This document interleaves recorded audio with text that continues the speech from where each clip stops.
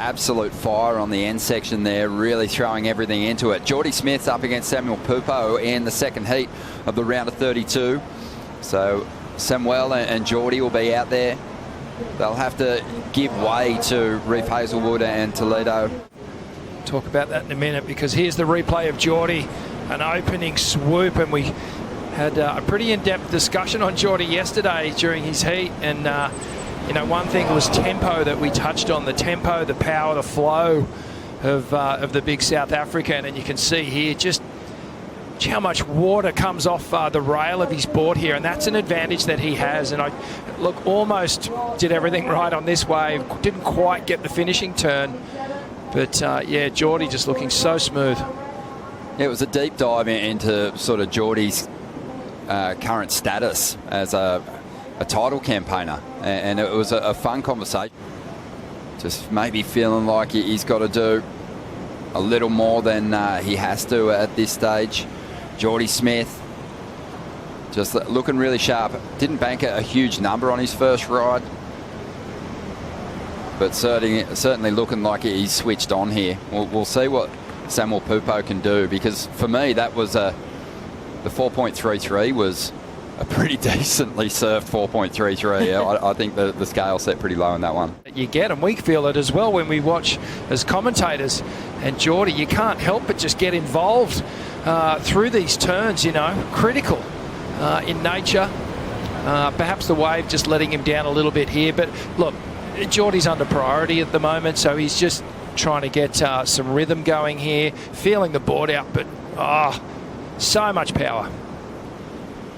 Jordy's, you know, you like watching everyone's surfing at full speed, but the slow-mos kind of really do just give you the opportunity to appreciate the form and just how silky smooth his rail turns are. Yeah, I absolutely love those two turns. Far back, the surfers at this level put their feet and they jam it right up against the kick on their tail pad. And I know a lot of recreational surfers, you know, that they use that tail pad as a bit of a guide, but get it right back up there. Here goes Pupo, last year's Rookie of the Year. And he is just a phenom. He's got some big moves. You know, like, and he can change his mind halfway through. Okay, this wave's going to get fat. I might bring it around some more. But here we have a replay of Pupo's wave, and he's looking fast and he's looking like he's on a mission. I mean, it was a pretty well-surfed wave. It was a smaller inside one, but it had a really nice bowl to it, and just laying into that first section. Yeah, maybe that was just a good comparison to see the two rides. Samuel surfed his wave really well, did great turns, but you kind of saw each of those turns coming for each of those sections.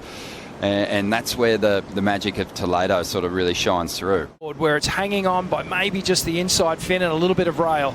Jordy in and out, but then they drag it right from the top all the way down. John obviously does it exceptionally well, but, you know, Philippe's just, you can see the extension in the turn, it's bigger. And get himself back in that yellow jersey heading to stop number 6. And the way he's surfing, he's a really good chance of doing it.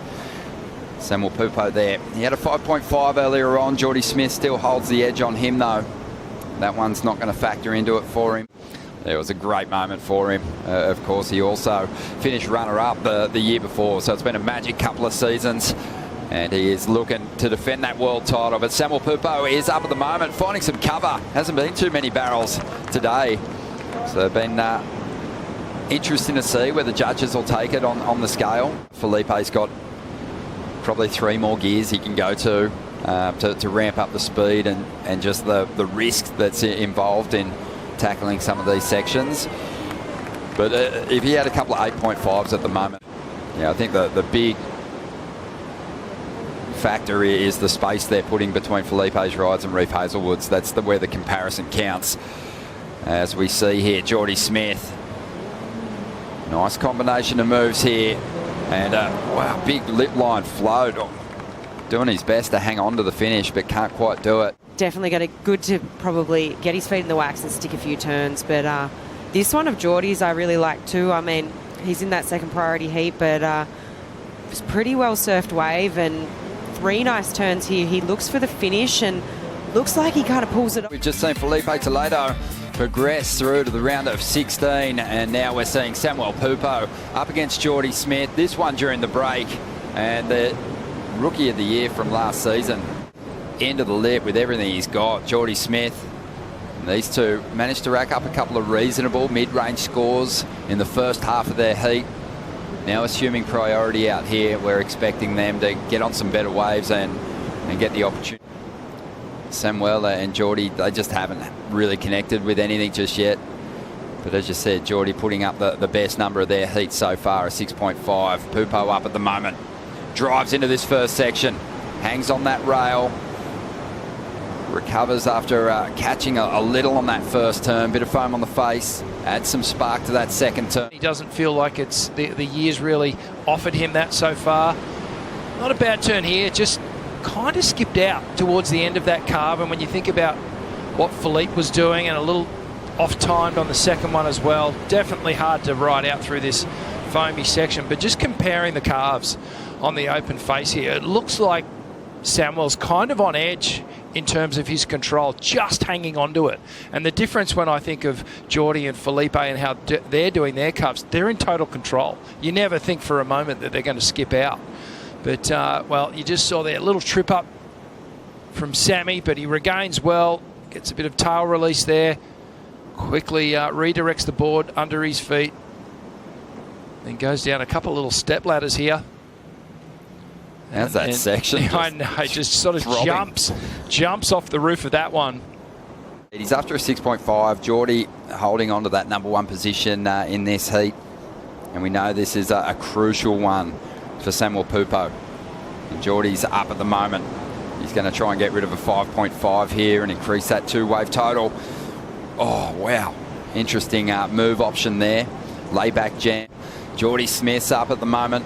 Seeing a replay of his last ride, and it was a good one. Oh, taking him into the excellent range. Just 2 turns, but he does bank an 8. I think it's almost like you want to ride the biggest board possible, where you still feel confident that you can turn it. Big set standing up on the outside, and it's Pupo who's after a score. Remember, he is up against it, sitting at the just above the cut line coming into this contest, and at the moment chasing a 9 to get ahead of Jordy Smith, who's been just building beautifully throughout this heat. That'll be one of Sammy Pupo's best rides. And while he might not get the 9, it's likely that he's going to chip away at the requirement here. Kind of pumps down the line, doesn't really lean on the long bottom turn, but a beautiful cut down to start things off. Gets up in the lip, drives down the line here, and I feel like that finishing turn really was the moment where it felt good. There was a lot of drama involved with it. But just sort of make a mental note of how Sammy came off the bottom there on the first and the second turn. They're not clean one-stage bottom turns. There's some pumping and there's a break in the line, and these are little things that the judges are going to pick up on. Watch Jordy maybe on his next wave or on a replay if we bring it up. Jordy sits on the rail on the bottom. He's got to make sure that he attacks it and puts some more points on the board. Here goes Pupo. After a 7.11 into the first section. Oh. And he was always going to throw everything at it. Just bottoming out there. And chasing him down the line. Jordy Smith. Wow. Can afford to throw everything at it. But this is going to be a really tricky situation for Sammy Pupo. Now Rich, because Jordy's going to get the victory here. And Sammy at the back end of the top 22. Wow. Well, did he get up? Well, let's see what he can do with this one. So Jordy basically surrendered control of the outer section there. And Sammy Pupo, oh, he had work to do. So Jordy is going to be sweet. We're not even too sure if Sammy was able to get up before the hooter there. But the result is in the bag. Jordy Smith, he's building. He's looking strong at the moment.